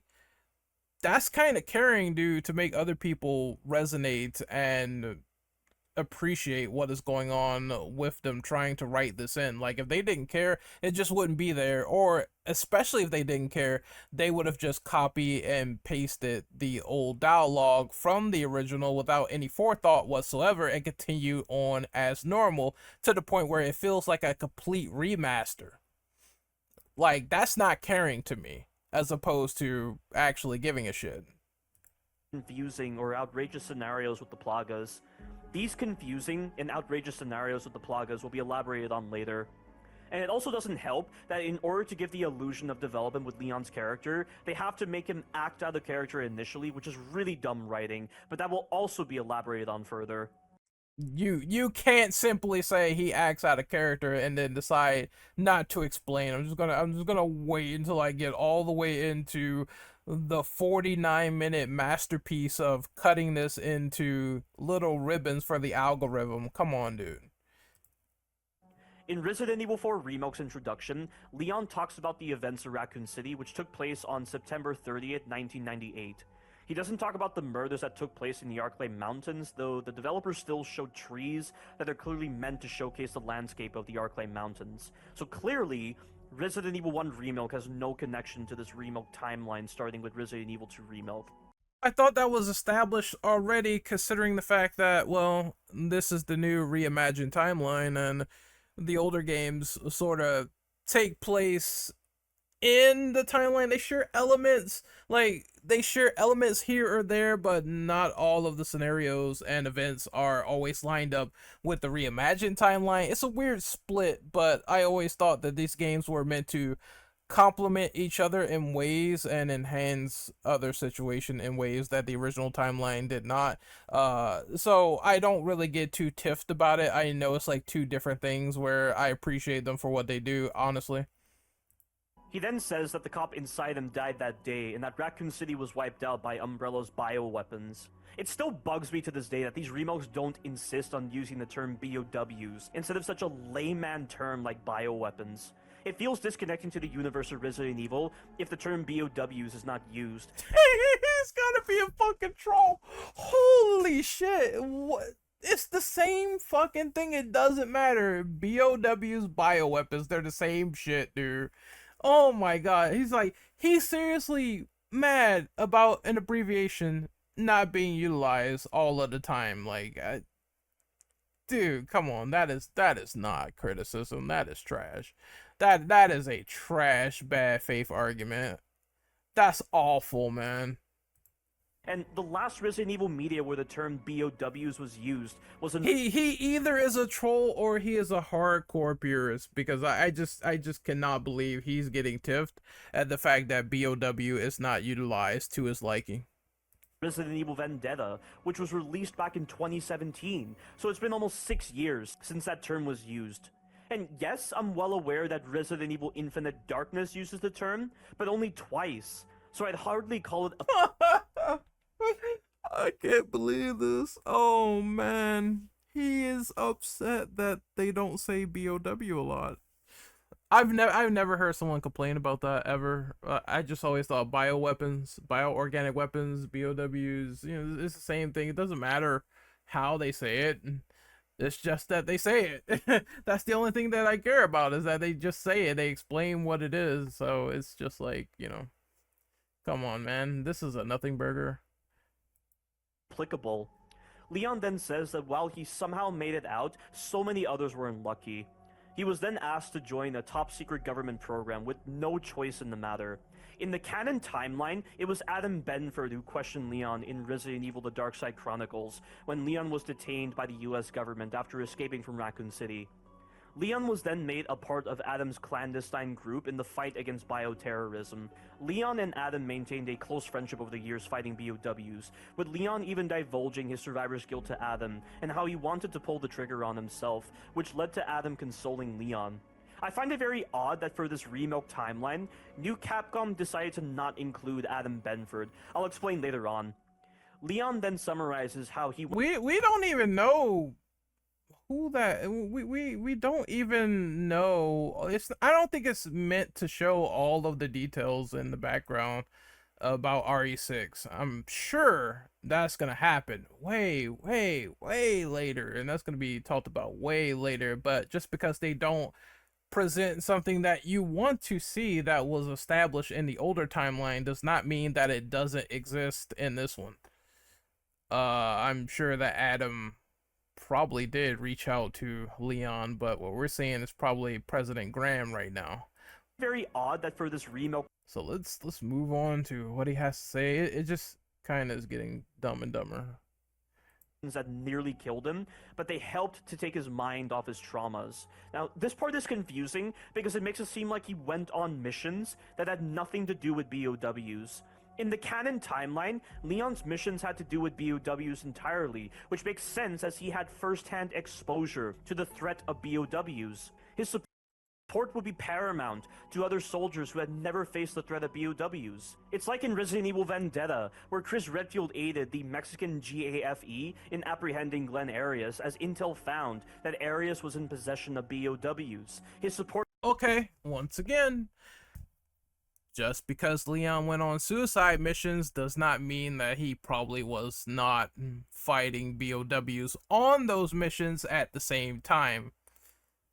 So just because the missions nearly killed him and you're lacking the details of those missions that nearly killed him does not mean he probably did not face BOWs on those missions as you assume. Like I think you're just overthinking this completely and you're making up a bunch of assumptions that the game probably, you know, is actively telling you, or other games are going to fill in the blanks so you can be in the know, and then it means this video is going to be instantly invalidated if that happens. Support was needed due to his first-hand exposure to BOWs, but in the remake... And again, if you talk about this, I mean, if we're gonna be fair here, you talk about all this stuff. Oh, they got to set up this, that, and this and that. I mean, setting up that Leon was an agent. I mean, it was known in RE3 that he was gonna receive some training. That's the purpose of the suicide missions, to hone him to fight bioorganic weapons in the first place. It wouldn't really even matter if it was just like a routine suicide mission against like GIs or something. It's honing him to fight a target and making him stronger in the process. And I'm sure in that process of training with Krauser, there was going to be some experience with handling heavy weapons, dealing with situations, getting intel about BOWs firsthand, because I mean the government already knows about them at this point. But live exercise, I get that it's needed. I get that it's suicide missions. I get it. But once more, it's like they had to set that up in later lore with Leon and Krauser. And I know it's just like, you might say, well, oh, we already know all of that by this point, so why not introduce it here? Again, the intricacies of those missions were not detailed, so maybe he was fighting BOWs the whole time, the whole entire time. I think the only way to get these specific answers is by finding out what the reimagined timeline did with Operation Javier, which is once again also different because Krauser never had like a full-blown team before, and the details of that event is kind of black box. Leon's involvement as well.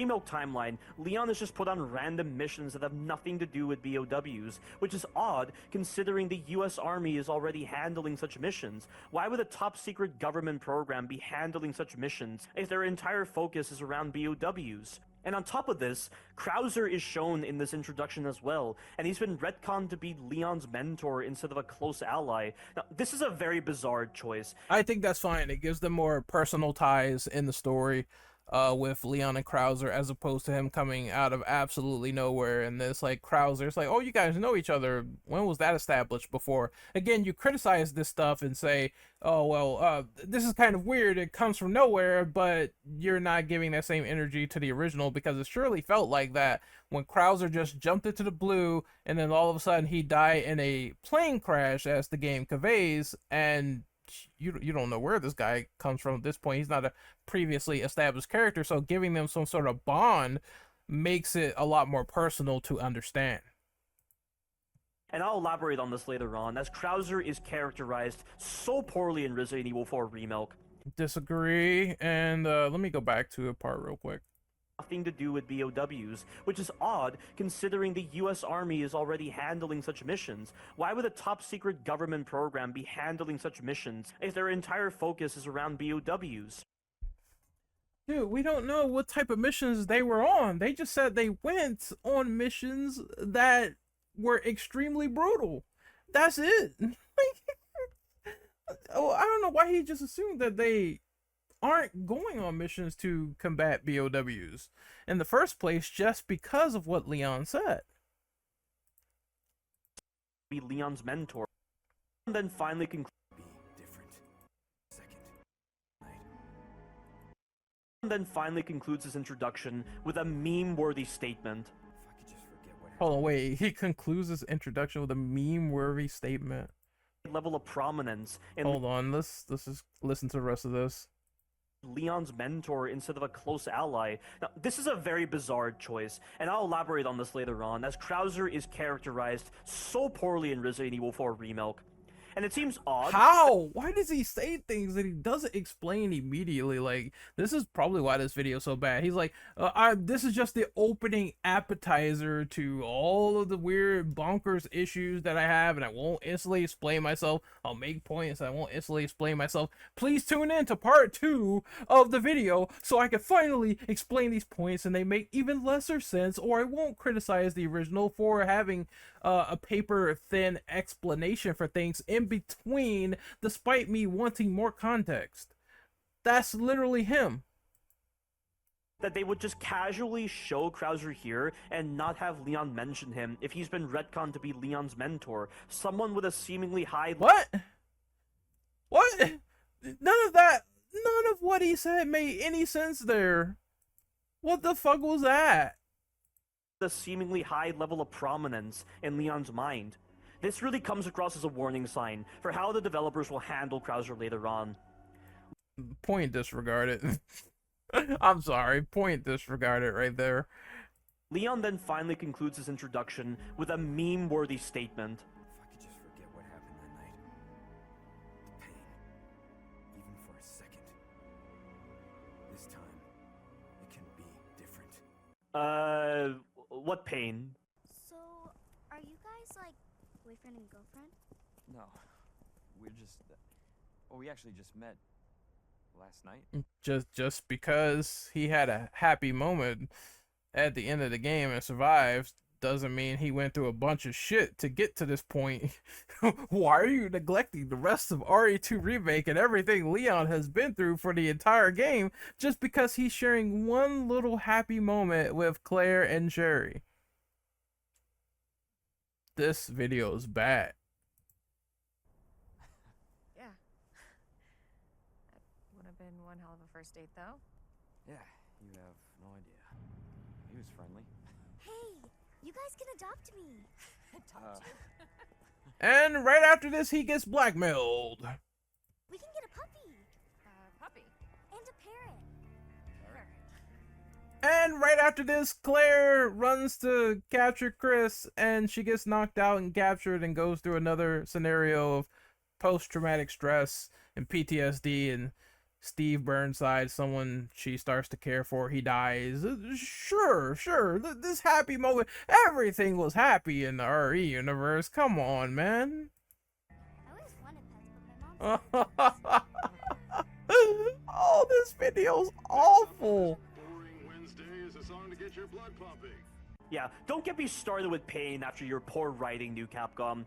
And isn't it weird how Leon goes from a more bleak individual in Resident Evil 2 OG to a more upbeat yet serious character in Resident Evil 4 OG, and it's now flip-flopped in the Remake timeline, going from a goofy character in Resident Evil 2 Remake to a pretty bleak and soulless character in Resident Evil 4 Remake. What is up with New Capcom flipping things like that? That kind of flipping was in Resident Evil 2 Remake, but that's best reserved for another retrospective. And relating back, I mean, doesn't Leon still have his serious moments, but he's also, you know, kind of goofy in spots? I mean, that we have sort of the levity, and I get it's a sort of levity moment with him and Louise and him caring and them being like two brothers, one serious, one's a nut job and insane and rides on a cart, but Leon is still, you know, kind of wacky. Like the more serious RE character is still Chris, despite all of that, right? And we haven't even seen him in the reimagined timeline yet. He still says, "Where's everyone going? Bingo."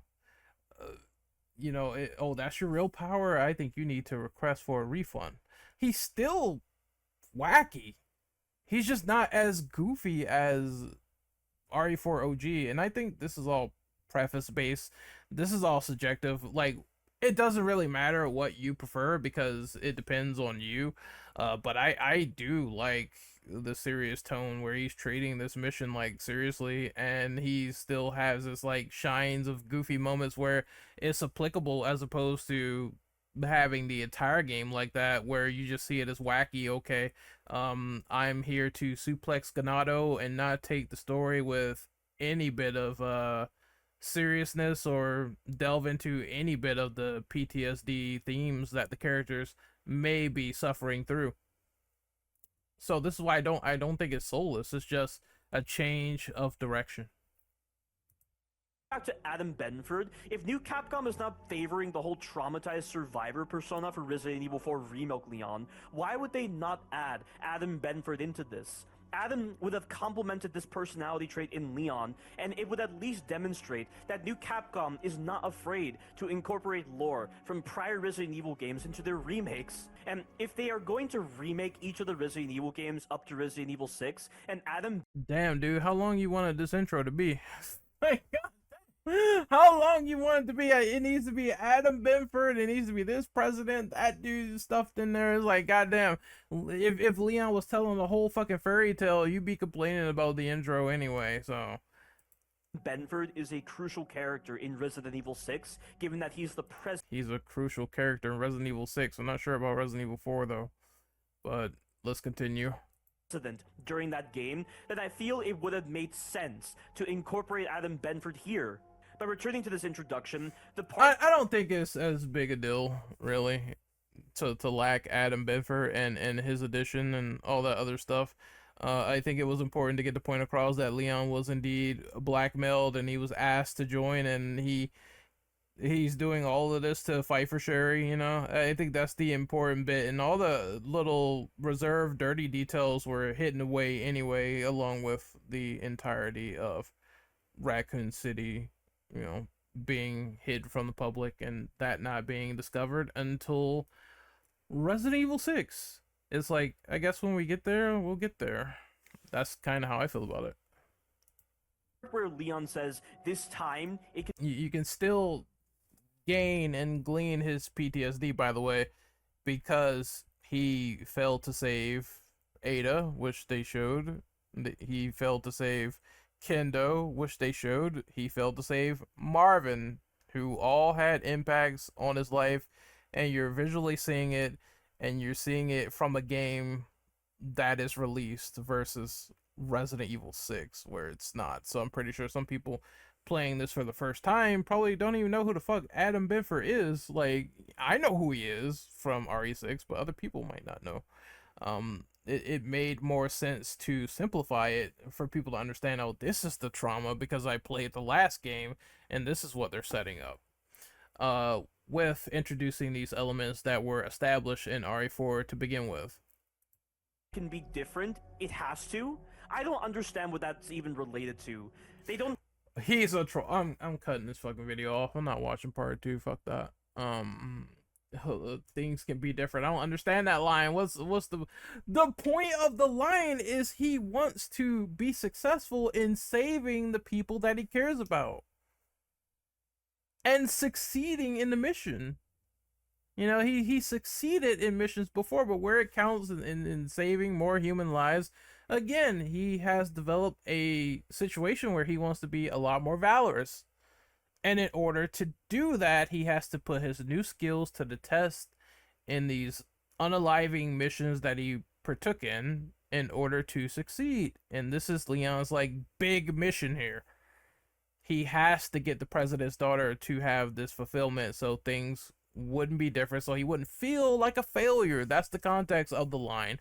I'm not watching part 2. I think this is enough. I think these explanations are erratic, kind of bad faith, and a little bit missing the point in general for certain things. This was my reaction to the RE4 Remilk perspective, where he's breaking it down into 19 samples like it's literally a Lost Plagas vial. I'm done with this, and we're gonna move on to the last segment of the podcast, which is a short segment, but I want to cover it nonetheless. Are you ready, kids? Aye, Captain. I can't hear you. Aye, Captain.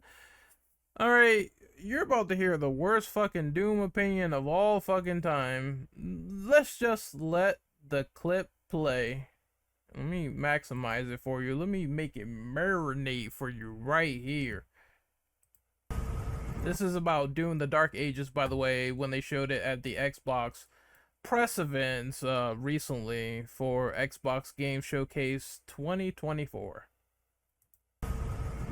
PC gamers are about to blow their load. Oh my god, it's such pure gameplay. You know, Doom is just a game of games, man. It's a game for us. We love it so much. Look at my frame rate and man. So what's wrong with a pure gameplay presentation and high frame rates on PC, you fucking moron? Like, you fucking idiot. Like, what's wrong with that? Like, I would rather them show gameplay at a presentation than a bullshot trailer of CGI where I know it's not indicative of either the in-game engine or not. Like, it's like, why am I watching something that's a bullshot that's probably going to be a cutscene later in the game, and it's not even indicative of gameplay? Gameplay is what the gamers want to see. That is where their excitement is. I'm glad that the Doom gameplay was actually there and not just a CGI trailer or a fucking logo or JPEG logo, because I wouldn't be excited otherwise. There's nothing wrong with wanting gameplay at a press conference. That's what I came for. And you know, it's so the gameplay is just so frenetic and fast paced, and look at my mouse, you know. There's nothing wrong with frenetic and fast paced gameplay, and some people prefer to play mouse and keyboard. Oh, look at the guns, man, bro. PC. The guns are fucking amazing. Look at this. Look at that revved up fucking shield. Look at that. I can't wait to play this game. I don't know what this dude's talking about. He's smoking crack.